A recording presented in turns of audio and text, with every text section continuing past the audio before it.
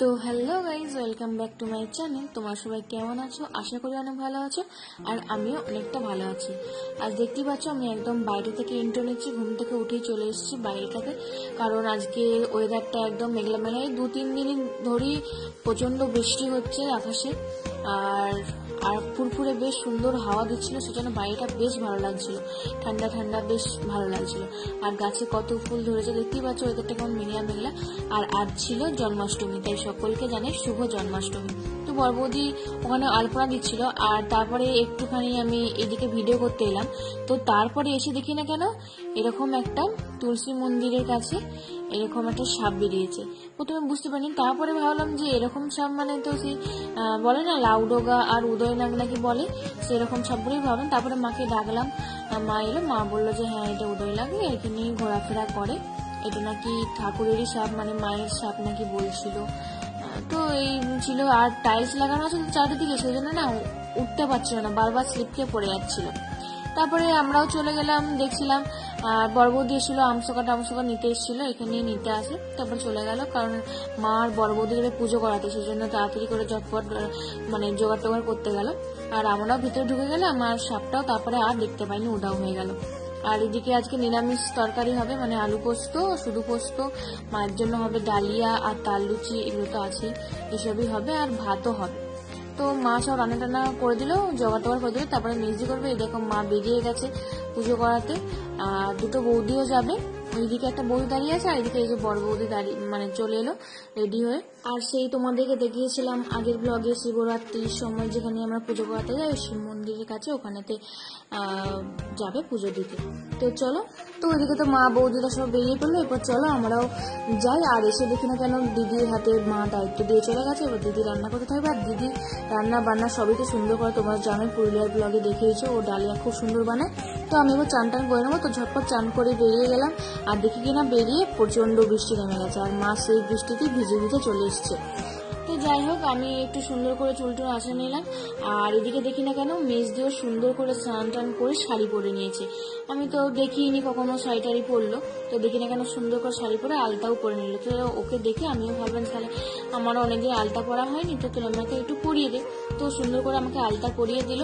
আর ও এসব করতে ভীষণ ভালোবাসে, ও সব দিক দিয়ে এক্সপার্ট, তোমরা জানোই। আর এই পুজো টুজোর দিকে ও খুব সুন্দর করে পুজো করে, কোথায় যত শিখলো কে জানে। তো চলো, তোমরা দেখতেই পাবে। আর মা তো সকালবেলাতেই স্নান করে, জানোই তোমরা, পুজো টুজো করে দেয়। তো চলো তোমাদেরকে দেখা কত সুন্দর করে মা আজকে পুজো করেছে।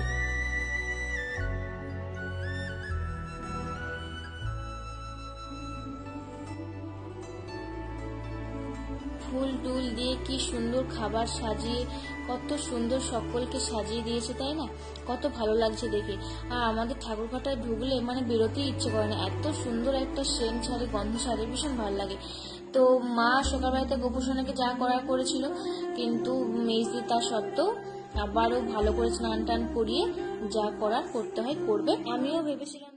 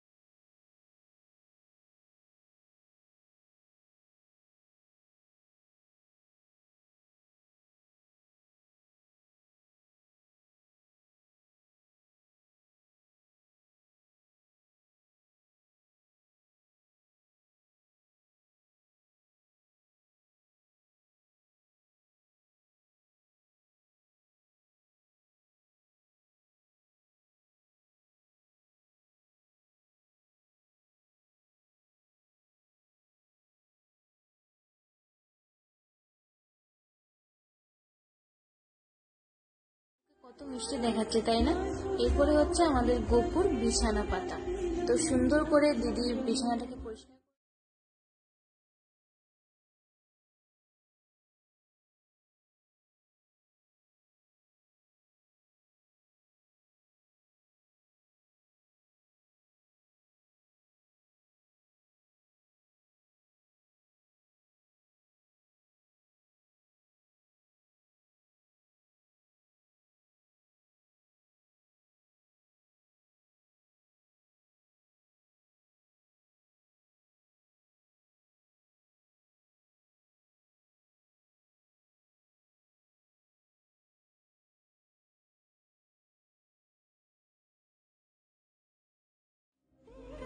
বাবালি, কত কিউট মিষ্টি লাগছে আমাদের গোপু সোনাকে, তাই না? এবার বাসি টাসি নিয়ে সব রেডি হয়ে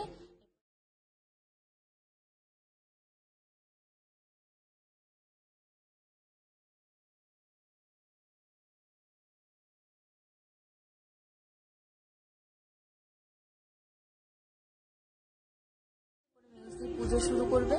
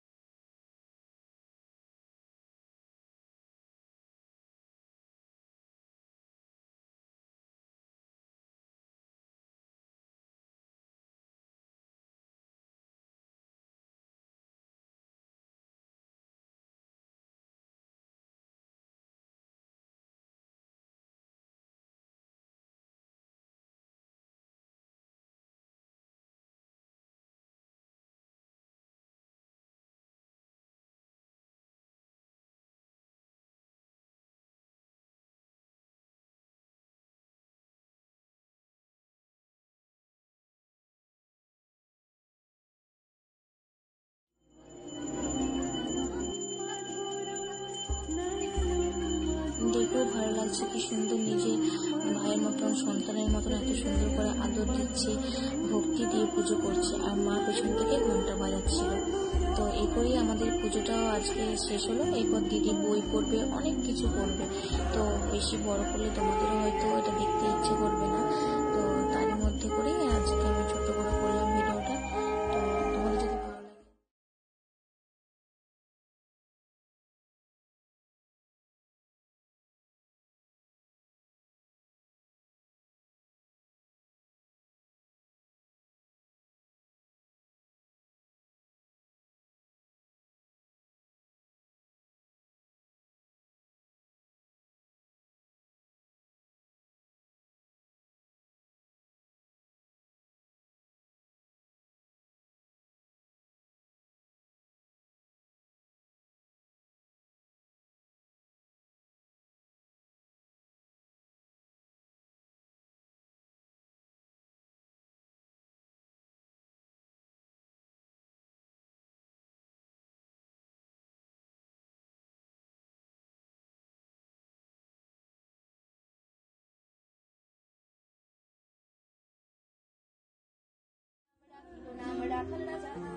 তো তারপরে আর ঠাকুর ঘরে কোনো ভিডিও করিনি।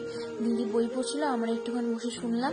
তো তারপরে আমরা চলে এলাম, আর মুখ টুক ধুয়েছি দেখতে পাচ্ছ, আর ভীষণ খিদেও লেগেছিল, অনেকটা বেলাও হয়ে গেছিলো।